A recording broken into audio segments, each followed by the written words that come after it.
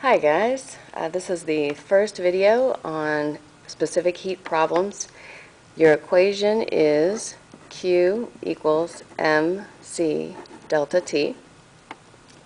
And the question reads, what amount of heat, so right there you know that they're asking you for Q, is required to raise the temperature of 85.9 grams of water, so there's your mass, by 7 degrees Celsius.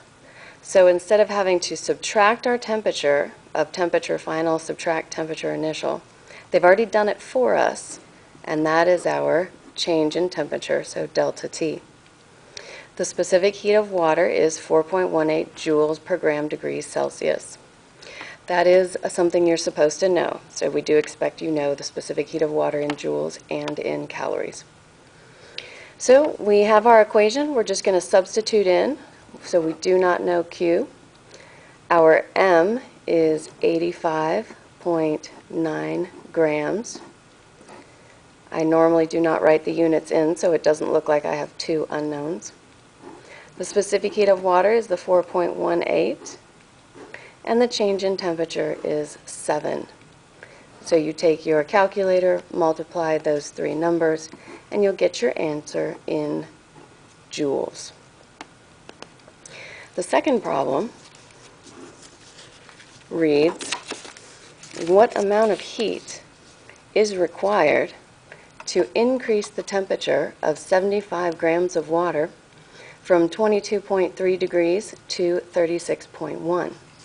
So what amount of heat lets us know that our Q is our unknown, is required to increase the temperature of 75, so here's our grams, 75.0.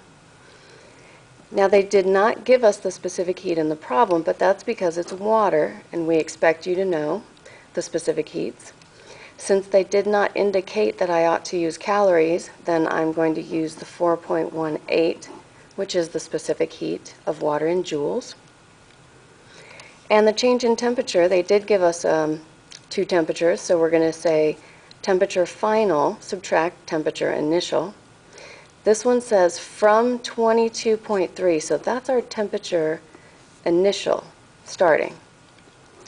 36.1 is going to be our temperature final. And when we do our subtraction, we do the final temperature subtracting the starting temperature.